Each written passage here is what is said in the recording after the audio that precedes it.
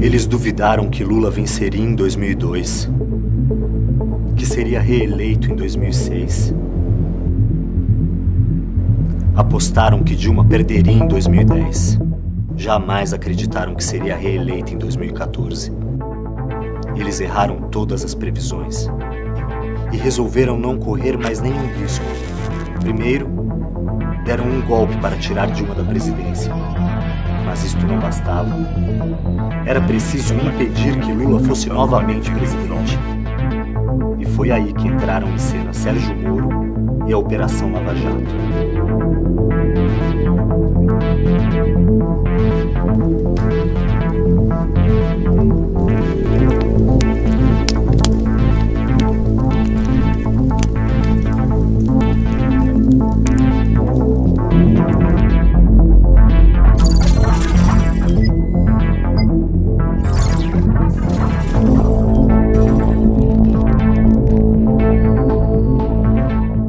Num julgamento padrão, um lado investiga e, se existir um crime, acusa. Aí o outro lado defende. E o juiz julga, mas contra Lula, a acusação e o juiz trabalharam juntos para inventar um crime e condenar o inocente. Como não havia provas, foi necessário contar com a cumplicidade de setores do sistema judiciário e da mídia e construir uma farsa que tivesse a aparência de legalidade. Fizeram, então, uma devassa na vida de Lula, com a abertura de uma série de investigações. Lula já foi inocentado em 7 delas e condenado em apenas 2 processos, o do sítio de Atibaia e o do triplex do Guarujá, ambos conduzidos por Moro e Dallagnol em Curitiba. Procurador da República Deltan Dallagnol, coordenador da Força-Tarefa da Operação Lava Jato. Denúncia do Lula sendo protocolada em breve, denúncia do Cabral será protocolada amanhã. Juiz Federal Sérgio Moro. Um bom dia, afinal. É verdade que a família de Lula cogitou comprar um apartamento no Guarujá construído pela OAS. É verdade também que a Odebrecht reformou o sítio de um amigo da família em Atibaia antes mesmo que Lula conhecesse o local. Mas havia crime nisso? Havia ilegalidade, desvio de dinheiro público ou alguma ação errada de Lula? Nenhum crime, nenhuma ilegalidade. Mas Moro e a Lava Jato usaram esses fatos para montar uma falsa conexão do ex-presidente com um esquema criminoso nos contratos da Petrobras. Em conluio, juízes e promotores combinaram seus passos, numa conspiração que foi permanentemente denunciada pela defesa de Lula. Mais tarde, a série de reportagens Vaza Jato revelaria trocas de mensagens explosivas entre Moro e os procuradores. A defesa do ex-presidente conseguiu no Supremo Tribunal Federal autorização para acessar essas conversas criminosas. Diálogos que provam a farsa das condenações de Lula e as conexões por baixo dos panos com agentes dos Estados Unidos. Ou nós estamos diante de uma obra ficcional fantástica que merece o Nobel de Literatura? Ou nós estamos diante de um caso extravagante que este colunista do New York Times tem razão de dizer. É o maior escândalo judicial da história da humanidade. Nas mãos de Moro e da Lava Jato, as sentenças contra Lula já estavam prontas e os processos eram meras formalidades. Chama a atenção, por exemplo, a rapidez com que o caso do triplex do Guarujá foi julgado em segunda instância pelo TRF-4, apenas 196 dias após a condenação de Lula por Moro em primeira instância. Foi o caso que tramitou com maior velocidade em toda a Lava Jato. Para se ter ideia, o relator levou apenas 36 dias para emitir seu parecer sobre um processo de 250 mil páginas. Seria necessário ter lido 6.900 páginas por dia, 289 por hora, 5 páginas por minuto, sem parar. E o juiz revisor fez a correção do material em apenas 6 dias. Lawfare, a guerra jurídica. Já nos seus primeiros movimentos, sempre com muito espetáculo, poucas provas e desapreço pelo processo judicial, a Lava Jato foi considerada um dos mais graves casos de lawfare já vistos. Neste tipo de guerra, ataca-se o inimigo por meio da justiça, com um grande número de acusações para inviabilizar a defesa jurídica. Em paralelo, Manipula-se a opinião pública a partir da imprensa para construir a sensação de culpa do acusado, gerando pressão social para condená-lo, mesmo que não haja provas. Desconstrução pela imprensa. A chamada grande imprensa comprou, sem ressalvas, as pautas vindas de Curitiba e se tornou porta-voz de Sérgio Moro e sua turma. Nas trocas de mensagens é possível ver como a Lava Jato construía as suas ações preocupada com a repercussão que teriam no noticiário. Dallagnol. Caros, esqueci de contar algo importante. Na correria passou, mas tem que ficar restrito. Almocei na quarta com João Roberto Marinho. É ele quem, segundo muitos, manda de fato na Globo. Responsável pela área editorial do grupo, a pessoa que mais manda na área de comunicação no país. Quem marcou foi Joaquim Falcão. Para evitar repercussão negativa, foi na casa do Falcão. Falei do grupo, do trabalho e das medidas. Falei da guerra de comunicação que há no caso. Ele ouviu atentamente e deu seu apoio às 10 medidas. Vai abrir espaço de publicidade na Globo gratuitamente. Um estudo que analisou mais de 200 edições do Jornal Nacional revela como a Globo manipulou a sociedade, forjando uma imagem ruim sobre Lula. No andamento dos processos, houve uma exposição negativa crescente do ex-presidente no noticiário, que durou até o dia de sua prisão em 7 de abril de 2018. Quando começou o período eleitoral, as pesquisas de intenção de voto apontavam Lula como favorito na disputa de 2018. A Globo então voltou a falar do ex-presidente, mas, claro, de forma desfavorável. O cálculo midiático feito pelos procuradores da Lava Jato se revela em diversas mensagens. Dallagnol. Diogo, vamos segurar a denúncia do cartel para soltar na sexta ou próxima semana, por questão de espaço na imprensa, ok? Vamos deixar tudo pronto e largamos assim que o noticiário estiver mais afável. Diogo Castor. Ok. Acusações sem provas. Em uma das ações, Lula é acusado de receber da OAS um triplex no Guarujá. Na acusação, o apartamento teria sido uma compensação por vantagens que a construtora teria recebido durante os 2 mandatos do ex-presidente. A verdade é que não há nenhuma prova que sustente essa tese. Lula jamais teve as chaves do apartamento, jamais dormiu ou passou um dia no imóvel, e não há escritura ou qualquer tipo de contrato que aponte Lula como dono do lugar. E depois, com a transferência do empreendimento à OAS, acabou se transformando no triplex 164A. Posso lhe mostrar o documento? Em 2004 assinado por quem? Não, esse não está assinado. Está assinado por quem? Não está assinado. Então se não está assinado, doutor. A outra condenação de Lula é referente à reforma de um sítio em Atibaia, interior de São Paulo. Segundo a Lava Jato, o ex-presidente teria recebido a obra em troca de favores à Odebrecht durante seus governos. O sítio pertencia à família de Jacob Bittar, amigo de longa data de Lula, que por isso mesmo frequentava sim o lugar, mas como convidado. Os Bittar foram autorizados pela justiça a vender a propriedade, obviamente porque não era de Lula. Esses 2 processos guardam muitas coincidências. A sentença do caso do sítio, assinada pela juíza Gabriela Hardit, tem trechos inteiros copiados e colados da sentença do caso do triplex, firmada por Moro. Uma prova inconteste de que as decisões já estavam prontas e que não importava o que fosse dito ou apresentado pela defesa de Lula. Perícia feita pelo Instituto Delpicchia e incluída no processo, diz que a sentença do sítio foi superposta à do triplex. As evidências são as múltiplas coincidências no uso de formas gramaticais incomuns, além do fato de que a juíza chegou a tratar José Aldemário e Léo Pinheiro como 2 pessoas diferentes, quando Léo é o apelido de José Aldemário. O mais grave foi que Gabriela Hardit escreveu no final da sentença que, da multa aplicada a Lula, deverão ser descontados os valores confiscados relativamente ao apartamento. Não, você não entendeu mal.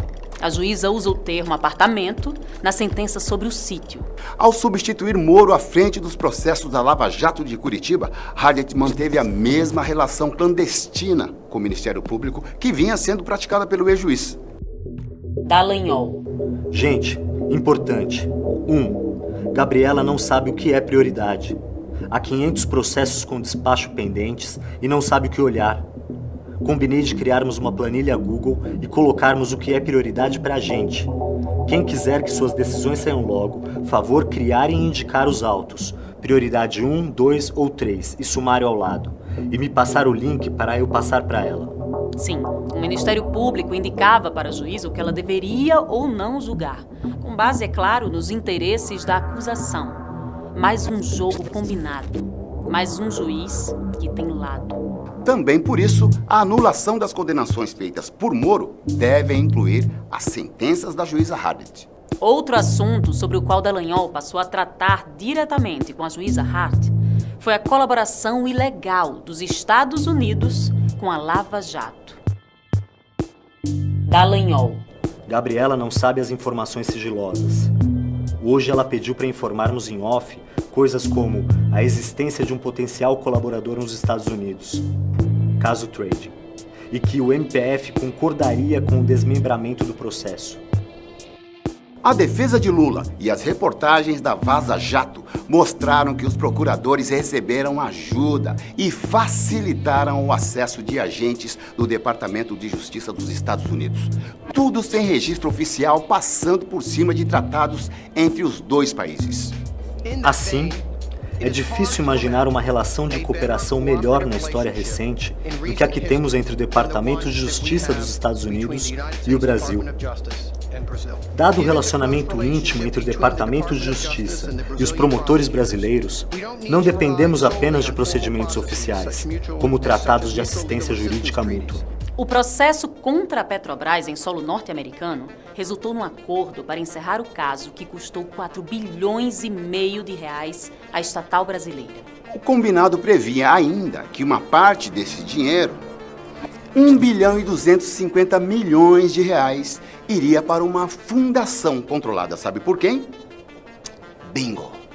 Pelos procuradores da Lava Jato. Delação armada de Léo Pinheiro. Outra coincidência. Nos casos do sítio e do triplex, as acusações contra Lula são baseadas em depoimentos de testemunhas que tinham muito interesse em dizer aquilo que o Ministério Público queria ouvir. Em troca de suas revelações, recebiam benefícios como a redução de pena e o direito à prisão domiciliar. Um exemplo claro de como essas delações eram construídas é o caso de Léo Pinheiro, ex-presidente da construtora OAS. Condenado em primeira instância a 16 anos de prisão, ele aguardava em liberdade recurso do seu caso no TRF4, mas temia perder e ser preso. Léo Pinheiro já havia dado 2 depoimentos para a Lava Jato. Em nenhum deles incriminou Lula. Mas os procuradores não estavam satisfeitos. O procurador Roberson Pozobon revelou os bastidores de como a armação em torno do depoimento de Léo Pinheiro foi construída. Roberson Pozobon. Na última reunião, dissemos que eles precisariam melhorar consideravelmente os anexos. Eles falaram que melhorariam e os trariam hoje. Como prometido, Léo Pinheiro melhorou sua versão. Ao incriminar Lula, obteve 70% de redução de sua pena, passando de 16 para 3 anos e meio de prisão e trocando o regime fechado pelo semiaberto. Essa delação serviu ainda para garantir que Moro mantivesse sob seu comando os processos contra Lula por uma simples menção de Léo Pinheiro a contratos aleatórios da Petrobras. E pasmem, o próprio Moro reconheceu em sua sentença que Lula não se beneficiou dos desvios da Petrobras. É por isso que Deltan Dallagnol estava tão preocupado em dar ares de normalidade para o depoimento de Léo Pinheiro. Dallagnol. Caros, acordo do OAS. É um ponto pensar no timing do acordo com o Léo Pinheiro. Não pode parecer um prêmio pela condenação do Lula. Dallagnol. Fiquei aqui pensando e acho que a defesa de Lula vai cair matando se fizermos agora o acordo com a OAS. Ainda mais quando sair o pedido de absolvição a cargo de Ivan Marques, procurador, dizendo que Lula está sendo indevidamente utilizado para se obter acordos indevidos. A delação premiada de Léo Pinheiro era a única tábua de salvação a qual o Ministério Público poderia se agarrar. As outras testemunhas-chave nos processos da Lava Jato negavam categoricamente que o Lula tivesse cometido qualquer crime, para o desespero de Moro e sua turma. Algum outro agente político de que o senhor se lembra? Que o senhor tenha tratado sobre este assunto nesse período? Não, senhor. Portanto, tampouco com o senhor Luiz Inácio Lula da Silva? Jamais, nem eu conheço. O senhor teve, por essas fontes, alguma informação de que havia pagamento de propina, ou promessa de propina, ou solicitação de propina por parte do então presidente da República, o senhor Luiz Inácio Lula da Silva? Não, isso eu nunca ouvi. Vossa Senhoria tem conhecimento, e se tem conhecimento nesse caso, eu vou querer que o senhor explique como tem conhecimento, que o ex-presidente Lula solicitou vantagem indevida em razão do cargo. Não tenho esse conhecimento. Muito bem. Eu nunca tive intimidade com o presidente da República, o presidente Lula. Primeiro que eu nunca tive nenhuma reunião, eu só com o presidente Lula. Como falei, sempre tive reuniões com participação dos presidentes da Petrobras ou da diretoria da Petrobras. E eu não tinha intimidade com o presidente Lula. Mas... O senhor alguma vez pagou vantagens indevidas ao ex-presidente Lula? Não, senhor. De onde surgiu o triplex? O edifício Solares no Guarujá começou a ser construído pela Bancop, a cooperativa habitacional do Sindicato dos Bancários. E seus apartamentos podiam ser comprados pelos associados da cooperativa a preço de custo. Dona Marisa foi uma das associadas da Bancop e adquiriu uma cota à parte que lhe daria direito a um apartamento de 82 metros quadrados no prédio do Guarujá. De maio de 2005 a setembro de 2009, Dona Marisa pagou um carnê da Bancop. As parcelas na época somaram R$179 mil. A Bancop, no entanto, entrou em crise e não conseguiu levar adiante a construção deste prédio e de outros empreendimentos sob sua responsabilidade. A OAS assumiu parte dos edifícios, incluindo o prédio do Guarujá. Esta transferência foi homologada pela Justiça com a participação e o aval do Ministério Público de São Paulo. A todos os compradores, inclusive Dona Marisa, foi dada a opção de resgatar o investimento ou usar o crédito como parte do pagamento de um imóvel da construtora. A unidade de preferência de Dona Marisa no Solares não estava mais disponível. Foi aí que Léo Pinheiro entrou no circuito tentando vender para Lula e a ex-primeira-dama o famoso triplex.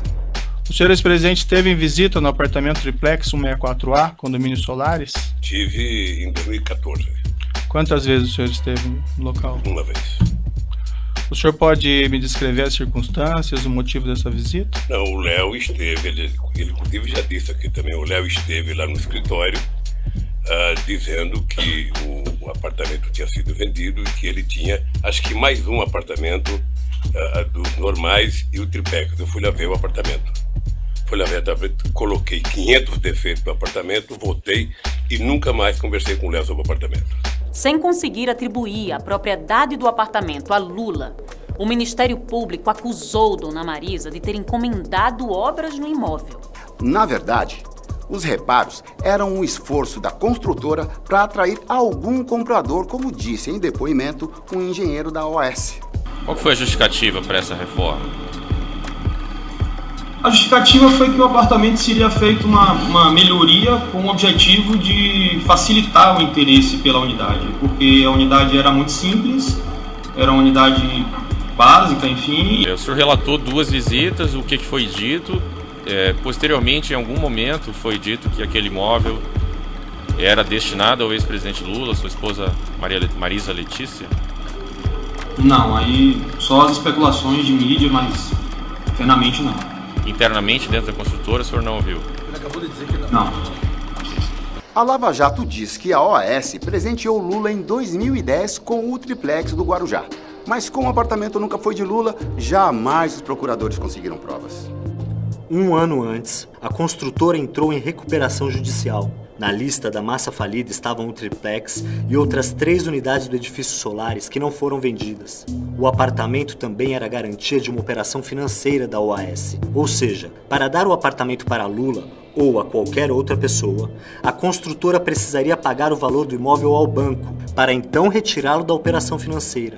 Moro, na realidade, confiscou o apartamento da massa falida da OAS e mandou desfazer o contrato de garantia. A defesa do ex-presidente entregou a Moro todas as comprovações de que o apartamento teve seus direitos ligados à Caixa, mas que nunca foi de Lula. Em mais um episódio de parcialidade, Moro rejeitou as provas e seguiu firme em seu objetivo de condenar Lula e tirá-lo das eleições de 2018. Em sua sentença, Moro afirma que Lula praticou atos indeterminados a favor da construtora. Ou seja, nem Moro nem o Ministério Público souberam dizer o que Lula teria feito para beneficiar a OAS. Em 2019, a Justiça reconheceu que a família de Lula tinha pago as prestações, não recebeu nenhum apartamento e determinou a devolução do investimento. A farsa do sítio de Atibaia. A máquina de fabricar crimes não parou por aí. No caso do sítio de Atibaia, a condenação injusta de Lula também foi fruto do malabarismo de Moro e da Lava Jato. Lula e Jacob Ittar, pai de Fernando, dono do sítio, são amigos desde 1978, quando Jacó era presidente do Sindicato dos Petroleiros de Campinas e Lula era presidente do Sindicato dos Metalúrgicos do ABC. Jacob Ittar. Nos tornamos grandes amigos e nossas famílias convivem intensamente desde então. Frequentei muito a casa do Lula com a Tereza e com os meus filhos, assim como ele, a Marisa e os filhos frequentaram a minha casa, tendo o Fábio chegado a morar comigo algum tempo em Sousas. Tenho os filhos do Lula como se fossem meus próprios filhos, e sei que ele tem o mesmo sentimento e relação com meus filhos. Em 2009, Jacob Ittar foi diagnosticado com mal de Parkinson. Ficou deprimido e quase não saía de casa. Lula estendeu a mão para o velho amigo. Jacob Ittar. O Lula e a Marisa insistiram para que eu fosse passar alguns períodos com eles no Palácio do Planalto e na Granja do Torto. Cheguei a ficar alguns meses por lá e a Marisa foi muito dedicada em me ajudar. Ela cuidou da minha medicação pessoalmente e sempre tentou me animar. Jogávamos baralho e, após algum tempo, caminhávamos juntos. Por causa do quadro de depressão que tive e do mal de Parkinson, passei a não querer ficar muito tempo sozinho.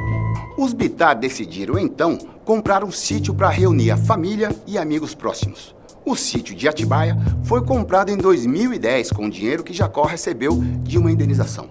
As famílias de Lula e Bittar passaram juntas o Réveillon de 2010 para 2011 no Forte dos Andradas, litoral de São Paulo. De lá, todos seguiram para o sítio. A partir daí, as duas famílias começaram a se reunir com bastante frequência na propriedade de Bittar. Lula, já ex-presidente, era convidado de honra. Senhor ex-presidente, o senhor tomou conhecimento que o Boulay efetuou as obras no sítio, no Atibaia? Não. Não tomou em hora, em nenhum momento? Não. Mas com relação à reforma da Odebrecht, que segundo eles foi 700 mil, o senhor não sabe dizer nada? Eu não sei porque eu nunca discuti e ninguém tinha obrigação de discutir comigo, nem sítio, nem obra. Tá? E que quando eu conheci o sítio, já foi no dia 15 de janeiro de 2011, sabe, que não tinha mais obra para fazer. A Lava Jato nasceu em 2014 com a promessa de ser a maior operação de combate à corrupção e lavagem de dinheiro do Brasil. No estalar de dedos, juízes e promotores passaram a ser tratados como heróis nacionais. Mas a euforia baseada numa farsa não duraria para sempre. Em 2019, o escândalo da Vaza Jato escancarou aquilo que já se sabia. Moro e a turma de Curitiba tinham mais vocação para vilão do que para herói. Em mensagens trocadas pelo celular, eles conspiravam e atropelavam qualquer regra jurídica para alcançar o maior de seus objetivos: prender Lula. E quando esse dia chegou, eles vibraram. Dallagnol. Meu caneco, não dá nem para acreditar. Melhor esperar acontecer. A Lava Jato cumpria então a sua principal missão. Em 7 de abril de 2018, tinha início a mais longa prisão política de Lula. A verdade sobre suas condenações só viria à tona com Bolsonaro já eleito e Moro ministro. E o barco da Lava Jato começou a afundar.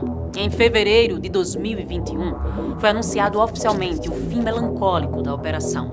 Mas os efeitos devastadores dos crimes cometidos por Moro e seus comparsas permanecem. Eu sou refém da maior mentira contada nesse país.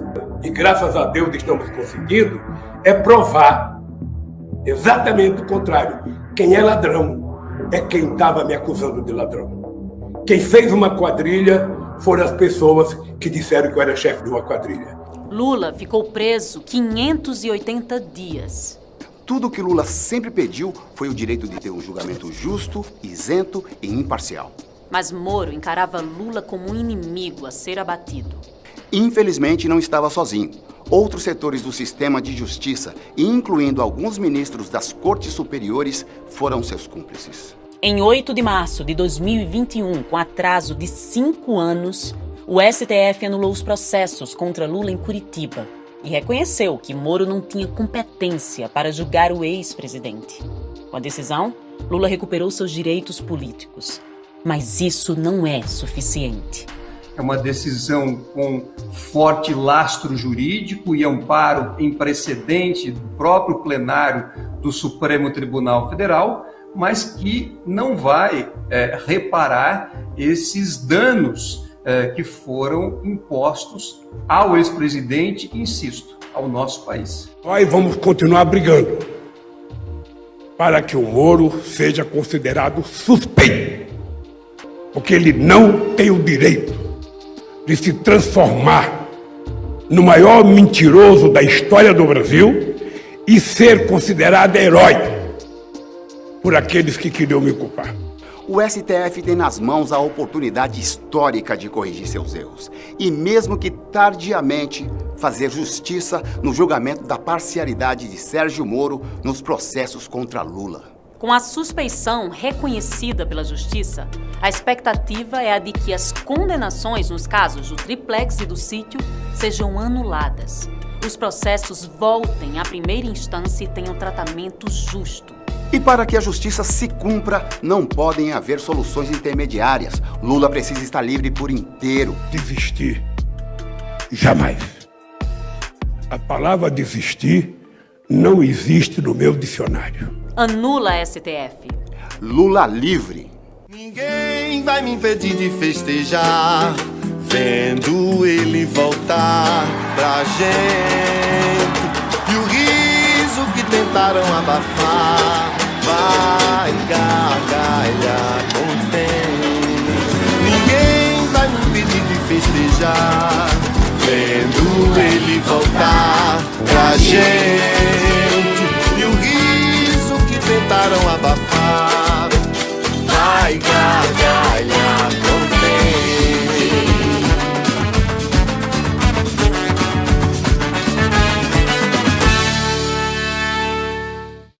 Deixa o homem viver, ser o que tem que ser. Deixa Lula livre, porque Lula vive.